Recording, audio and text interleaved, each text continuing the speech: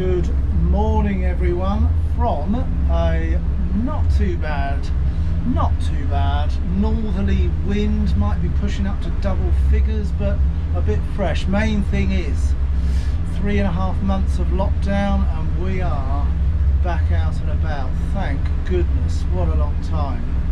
A huge welcome to our subscribers, welcome to you, and a very warm welcome to the channel Offshore Adventures.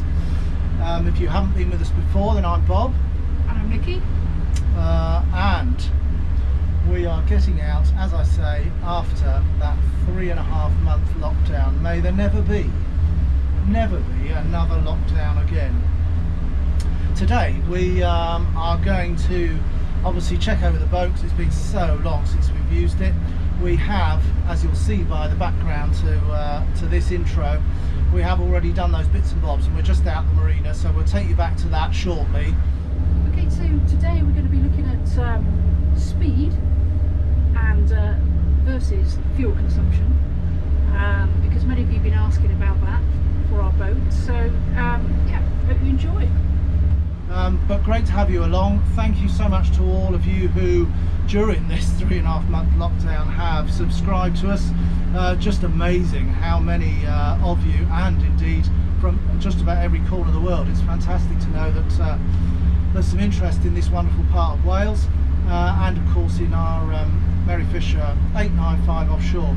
So great to have you along. If you haven't yet subscribed to the channel, then please do. It of course doesn't cost you anything, and of course if you like our films, then do hit the like button as well. But just a fabulous morning, and let's take you back to some of the initial checks we did when we were starting up this morning. So one or two things to get ready. First and foremost, we'll switch the gas on.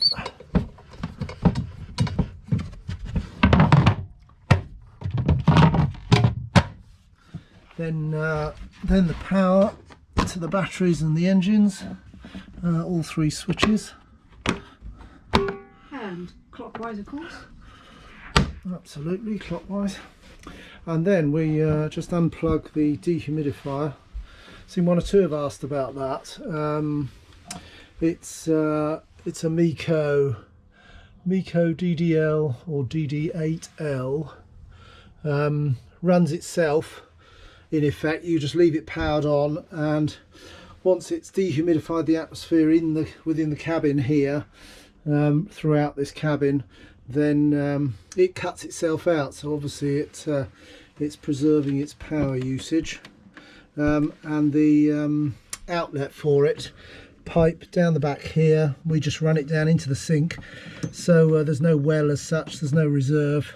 It just goes straight into the sink and therefore doesn't need you to pop back to the boat every few days to empty it. So it's a dead handy bit of kit, and well worth the expenditure because it keeps everything in here, cushions everything completely dry in the atmosphere that it creates. Fantastic bit of kit. And then uncover the helm station. The engines have got the Yamaha customer outboard protection system, which is like an immobiliser really. So one press of the unlock button and you can hear the beeps there, and that just reconnects everything and allows the engines to ultimately be started. I'm just going to drop the heating on for a while as well. We try and run the diesel heating at least once a month. And obviously in this lockdown it's been ages since it's been used. This is the little control system for the Webasto heater that's on board here. This bit up here actually is the temperature sensor for the cabin area, so, and that will decide whether it cuts in or out. And then that's in its on position. It's a quick start system. Press it once again and it allows you to choose the fan speed, 3, 2 or a 1. There's the 2 and there's the 1 just by a turn of this dial here. So we'll stick it onto 3 and go back to the temperature because I just need to confirm that temperature. We set it 25 and then press the select. So that's all fired up now. The green light on here indicates that it's on, and very soon we'll hear that firing up, and we'll be able to feel the air coming out of the number of vents that's in the boat here. We'll also, one key bit is the round here, just above the gas locker, there's an intake there, which is the way that the Webasto cools itself and draws in air to help cool the Webasto system. If anything blocks that, and actually we did it by accident, we had this bit of tarp came in over that vent. If anything covers that, then very quickly the heating will cut itself out and show an error code on the display we were just looking at there. You can now, yeah, you can just hear that now. Now the heating is firing up, so it's starting to suck air in there, which it helps to A, heat, and then B, also to ventilate the system. So if you ever get any error codes on the display, first thing to do is make sure you haven't accidentally covered the air intake, because it does cause that fault. So everything else seems to have survived the winter lockdown period. Have to give engines a good old check over, oil checks and stuff. This box on the end here, this one here, is actually obviously an optional, and down at the bottom here you've got just a very simple screw there which allows you to undo them. There's one each side, there's another one hiding under there. So you can just simply unscrew those. You can remove this whole box then if you wanted that extra space. But I have to say, once the bench seat is obviously slid back when the engines are dropped, bench seat slid back, it's nice then to have, or in fact you need to have, this one in place to allow you to use that Sundeck setup that we showed you in one of the first films, where the framework fits across these inlets and the tube across there, and then this whole area becomes a sort of Sundeck once that seat slid back. But there you go, if you wanted that option, that can go.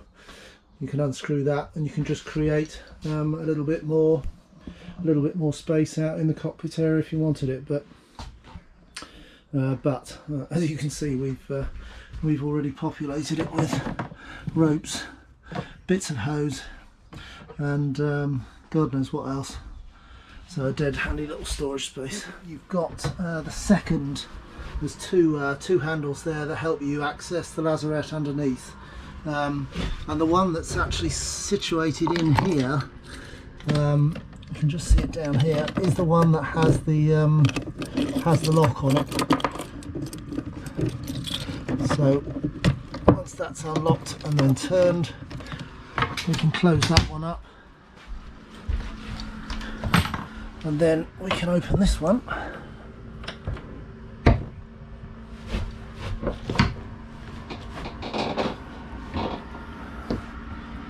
To give us access into the lazarette, and you can hear now the fan running and the heating system firing up under there. And if you just listen, you can hear that ticking noise. That's the diesel pump there, which is ticking. And you can put your finger on it, you can actually feel it pulsing. Which is always a good sign, because that means the diesel is being piped through from the tank, which is under there, all the way along that pipe, up here and into the unit itself, which is up there at the back.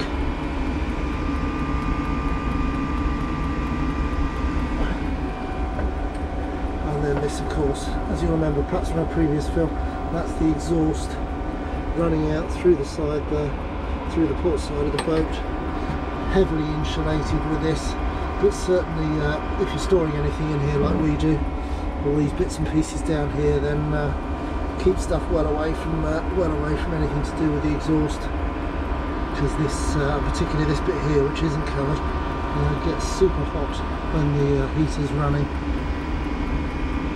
That's its intake there, takes in the air there into the system here, heats it up.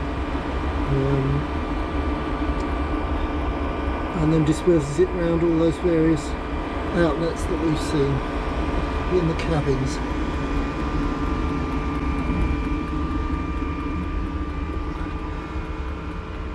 There's all the bits and bobs. There's our 3D dinghy there, and there's a torpedo electric engine there, fishing gear, you name it, stows in here, really useful. Before we get started though, I'll probably get a couple of these bits out to check the filters. Each side there, the fuel filters, has such a long layoff that just want to make sure there's no ingress, no water ingress. Check the orange rings that are there in the filters, make sure no movement there, no water. And incredibly, we'll see if after, what was it, December the 4th was the last time we were out, and we're now, gosh, middle of March. Crazy times, but we'll see whether the wonders of Yamaha technology fire us up first push. Fingers crossed, of course. That's only been on about 5 minutes. It's really warmed the boat up, so we'll take the heat right down there. So we'll turn the dial right down to 20 there. Set it at that, lowered the fan speed, and then out here you can hear that this as soon as the heater stops demanding air and stops wanting to heat, then obviously you'll hear that intake will start to slow down. And already, yeah, we had that, as you remember, I set that to fan speed 3, so there's a really good flow of air coming out that now, and it's definitely at least 25 degrees, so it heats up really quickly. Heating system starts up within the first minute or so from switching it on using that quick start that I did there. It's obviously a programmable system. You can program it to come on certain days of the week, certain times, but we just use this straightforward quick start. Step onto the boat, press the power button, and away it goes. And you can set in quick start mode, you can set as soon as you hit the start button, if you like, it drops in to certain settings that you can predefine, and within a few minutes it's firing out lovely warm air. The other thing that I do straight away as soon as we get on board is down here. You'll also remember the switch for the hot water system. So that obviously runs on shore power only, so we've got that switched on. It only takes about 15-20 minutes, so while we're messing around getting everything sorted out on the boat, then that water heats up, and by the time we're ready to go and have done our engine checks and what have you, then it's got a good bit of hot water, 25 litre tank under there, heated on shore power only.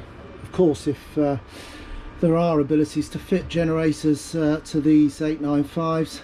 In fact, the generator is often put in this slide out area here, albeit, as you see, we don't bother with aircon or a generator on this boat, but it is an option, and if you wanted one, it allows you, of course, to use things like the water heater perhaps, and other electrics that are only accessible on shore power for us.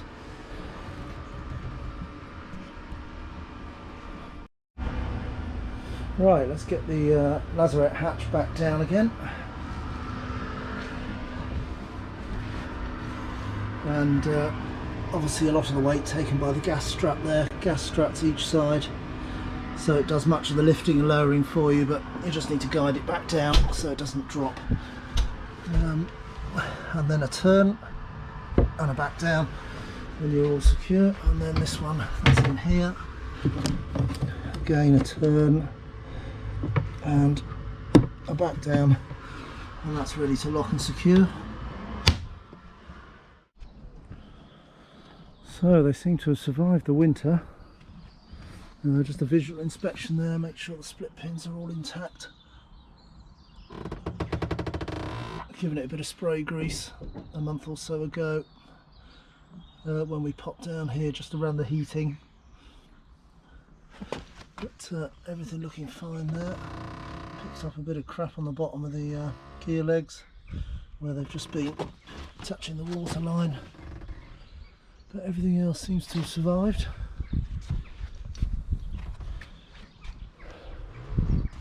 And then also during lockdown, since December, we've also gained a neighbour, another 895 offshore, Princess Suda. So we're yet to meet our new neighbours. Looking forward to that. Looking forward to an opportunity to meet up with real people as we come out of this horrendous lockdown process. Nikki? Hello. Resi doing some maintenance, probably clearing away a bit of seagull tokens. It's what? Huh? Some green lichen stuff. Oh, lovely. And seagull residue perhaps as well. Oh, plenty of that. Lovely. But isn't it nice to be back down here? Yes! At last, at last. Bit grey, but it's not raining, not very warm. Less than 10 degrees I reckon out here. But we're here. And that is the main thing.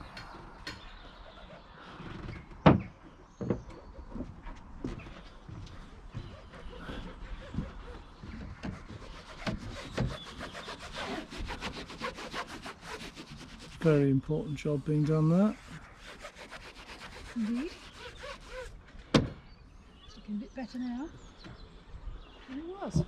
Can't wait to get the engines fired up and to get out in that direction to go and revisit some of those wonderful little bays and inlets. And this time you can come with us on our first day out since December the 4th.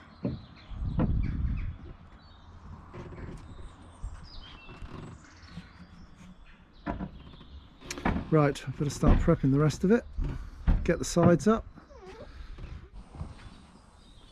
As a point of interest, this the canopy that we had fitted there, the full canopy there, that's been on, of course, throughout the winter. We've had some serious winds down here. Only a week ago we were over 70-mile-an-hour winds, and as you can see, everything stays really well intact. Really sturdy product.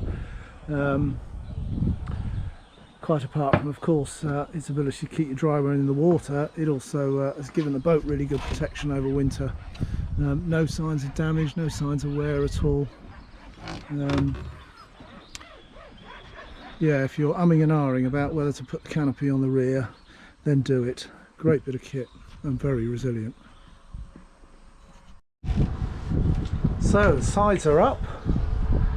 Time to get these engines down for the first time in 3.5 months and see if they remember how to run.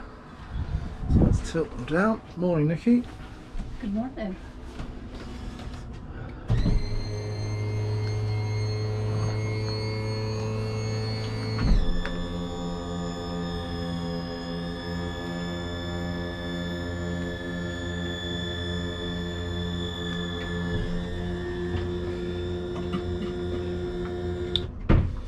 So that's them down, and chart plotter's fired up. Let's have a little look at some info, tides and currents, and let's see what the tides are up to. So it tells us there that we're just beyond high tide. It tells us additionally up here that we got 4 hours 56 minutes till the next low tide, which is down here, and the next low tide is at 1.1 meters, which is obviously above chart datum, and that the high tide today was 6.8. So that's some good background as to what we've got out there today. And then back to our chart, which puts us in our marina spot here. If we zoom back out, then for those of you who have joined us from miles away, in fact all over the world, amazing how our subscribers have come from everywhere. There we go, good old Great Britain. We are right on the end here,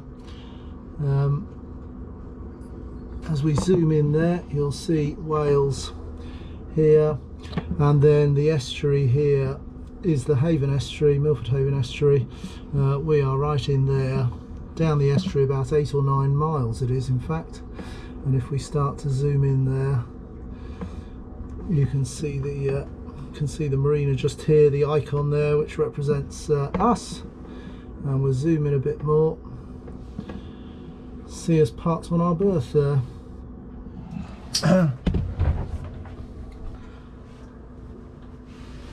So let's get some ignition. Zip wakes are firing up with the ignition, and got 2 blue lights on the starboard and port engine. That's good. We've got the 6YC. Sorry about the flicker there. That's just the refresh rate. Oh, that stopped. The 6YC there, which is monitoring both the engines, gives us our fuel data there, ready to fire up. So let's go and get some checks done, make sure the oil levels are all okay before we hit the power button. So covers off to get the engine dipped, make sure that our oil levels are okay. Still looking pretty damn clean from its service.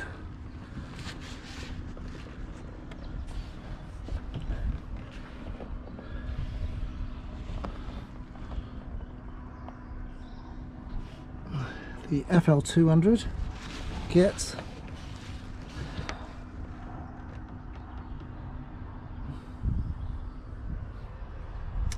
and so let's give the oil a check.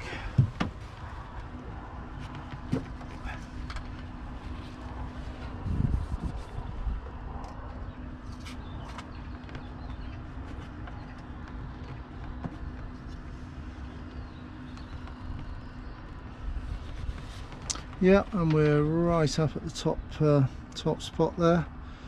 So, and of course, because we were only serviced back in October, then the oil's still very clean, ready to roll. That one's fine. And Bob putting the cover back on after the oil check.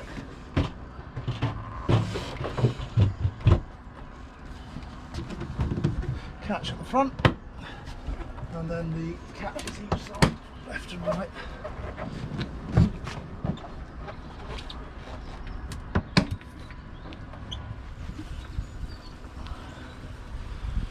Cool, yeah, fabulous, right up at the top dot there. Clean oil, Clean ready oil. to go. Yee! Go right, So, now the moment of truth. Let's see if they fire up. Oh, hang on a sec, we're ready for the... Okay, let's give them a try. Oh yes, that's good. Way we have engines. Poor things. 3.5 months. Telltales kicking into life. Yeah, they're running okay. Sounding good. Fantastic. I've forgotten what they sounded like. It's been so bloody long.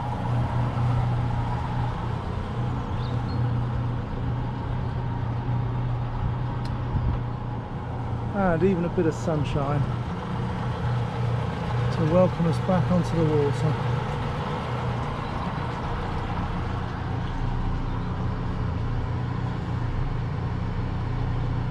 Beautiful. Time to get untied, I think.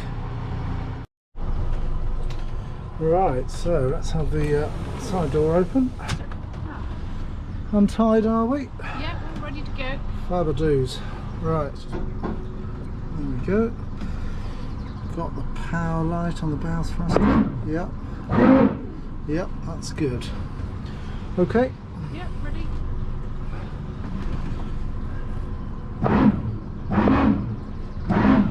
A little bit of bow thruster port. Engines in forward.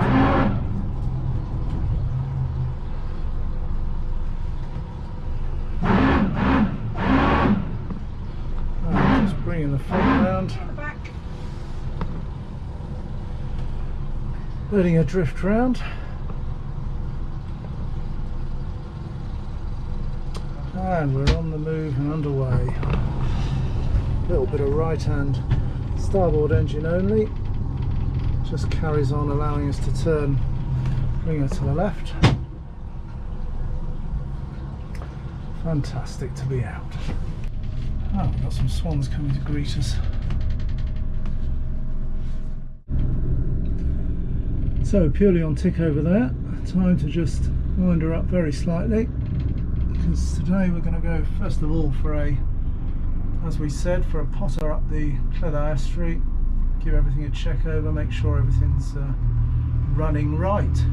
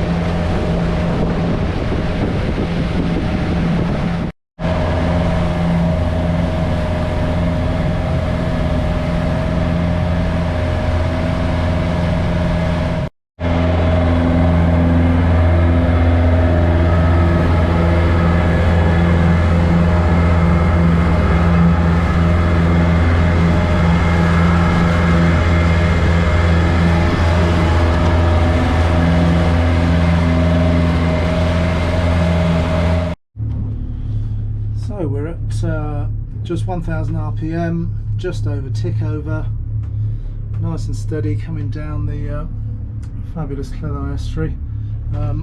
We have a quick look at our currents, give you an idea of what we're travelling with. Along the top there just tells us there a 1.5 knots, so we've got 1.5 knots pushing us along to start with. Just for your info, as we're going along with the tide. And so back to our nav chart, and we'll probably I'll flip between this one and then up in the top there.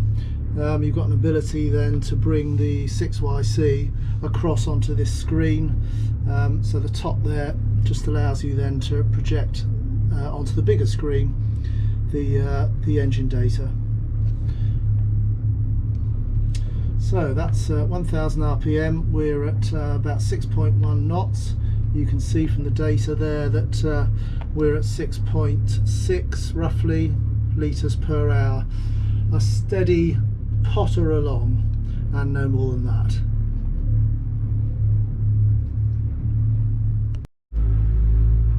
So then we'll just start to ease up towards 2000 RPM.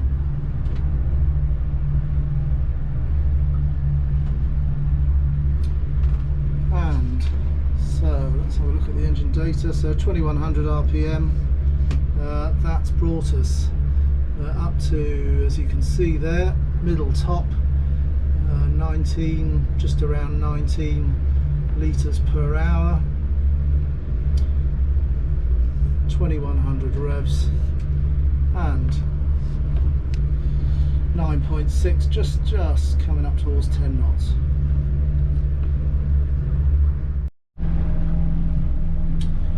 Okay, so squeeze it up to 3000 RPM,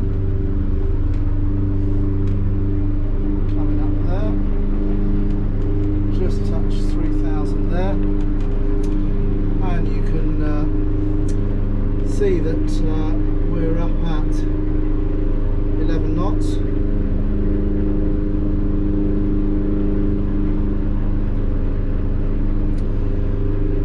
Starting to jump up now, 36 litres per hour. And these speeds in between sort of 10 knots and then planing speed, which is around 21 to 22 knots. This is where the actual economy of the engines gets worse, in effect, before it gets better when you hit the planing speed. So anything sort of above 10 knots, or anything in and around 10 knots is a good pottering around speed. But then really the next most economical speed is actually at planing, when she's skimming across the water. So we're bringing up towards 4,000 RPM. You can see your economy rates changing there. Port and starboard now hitting 4,000. So 71 litres an hour. We are at about 21 knots. We've come up onto the plane now because our trim tabs have dropped right down. You see the zip wakes there. Percentages are right down at 0 and 5, because we're just doing a slight right-hander. Hence the starboard trim tab is showing, you can see there it's just going up, showing 11% as we bring the boat round to starboard. So we're 4,300, let's go back to that, 4,300 revs, running around 72 litres per hour.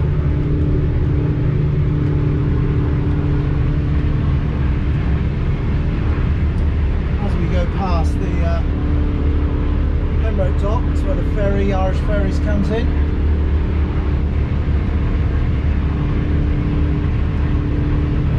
And so we're just easing up a little bit more, and we're just coming up towards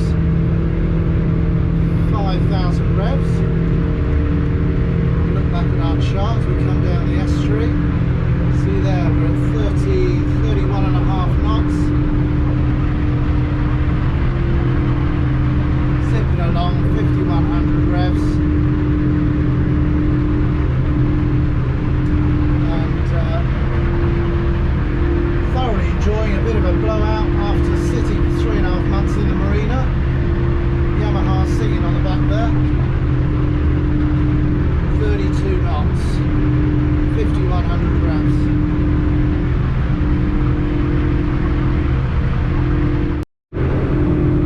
So we're still at 5,100,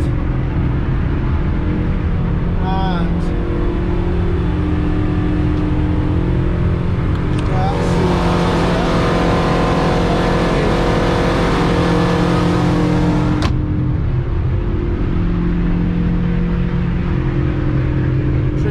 here just as we turn to starboard.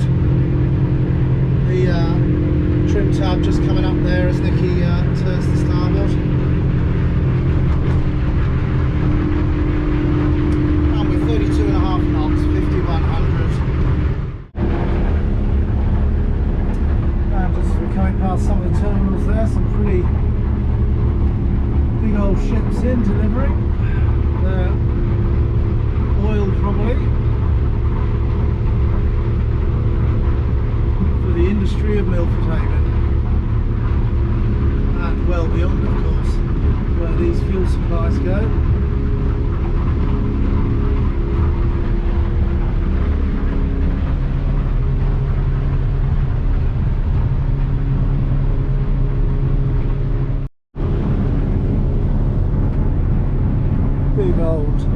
Big old ships there. Liquid natural gas, LNG, that's the LNG terminal here at Milford.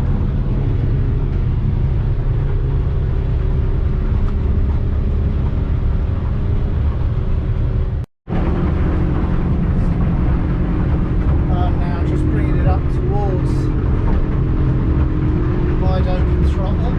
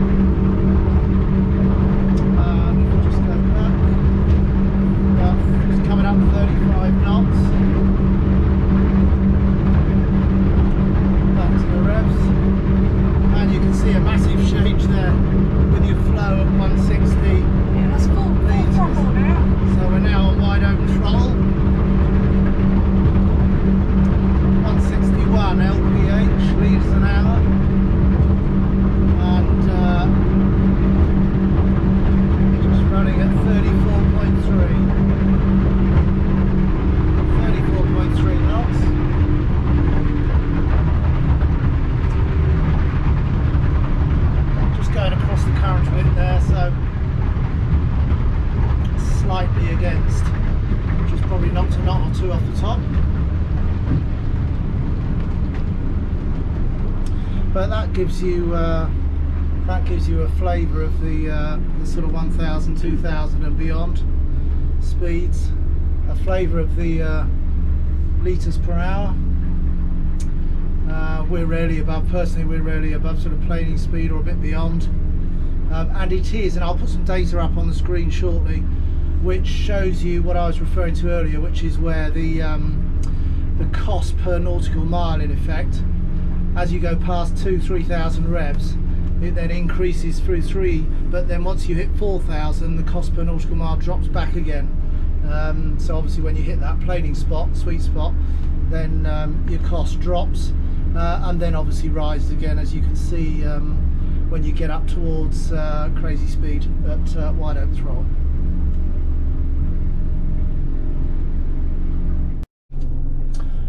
Okay, and finally, because I know a couple of you asked about that as well, we'll just we're on tick over now, 600 RPM, 3 knots, slightly against current now. We've just turned slightly, and we'll do just a bit of a quicker acceleration, give you an idea of how it gets up onto the plane, or how quickly it gets up onto the plane, as you give it a bit of throttle.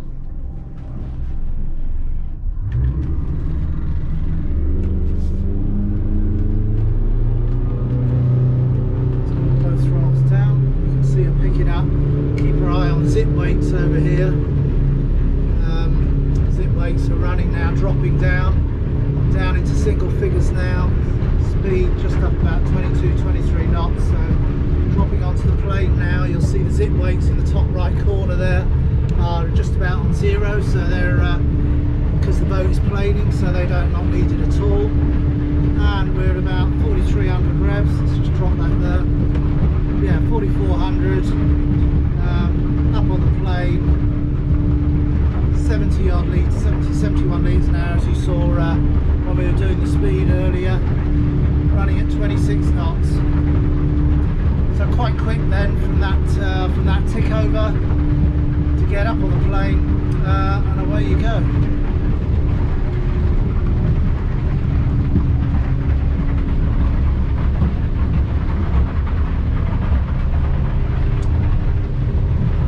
On the fabulous Milford Haven estuary.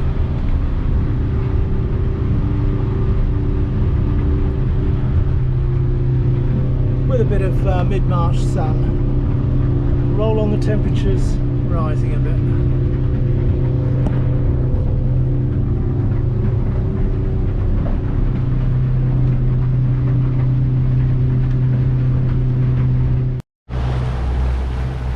Just coming past the Angle Lifeboat Station. Perhaps doing a bit of maintenance in the lifeboat house itself, as the boat's out here on its mooring.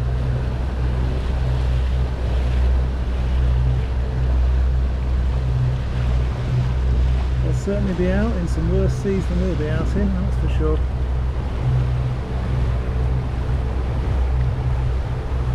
Lovely spot. There's a footpath that goes along the back of the lighthouse there, just on top of the cliff. Lovely walk along the top there, for those of you who haven't done that one yet.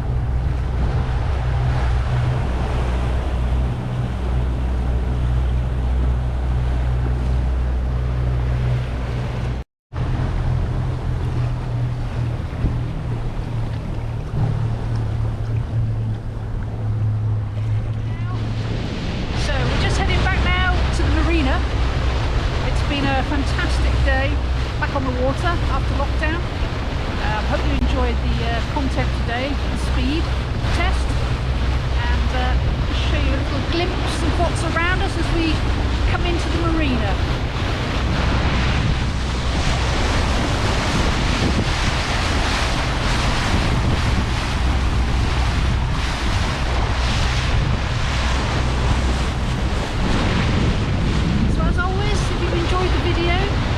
Please subscribe to our channel, and we'll welcome you back very soon again with some more adventures on the water. Thank you, and bye for now.